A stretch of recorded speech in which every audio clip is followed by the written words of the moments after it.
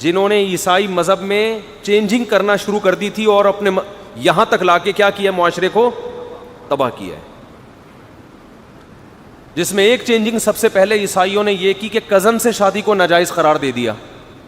Cousin marriage, आपको पता है ईसाइयों में कज़न मैरिज नहीं है। तो हज़रत ईसा का मज़हब ये नहीं था, ये पादरियों ने बाद में गढ़ा है कि वो बहन की जैसे होती है, लिहाजा वो भी क्या है, हराम। तो वो सूफीपन जो है ना, सूफीपन, तसव्वुफ।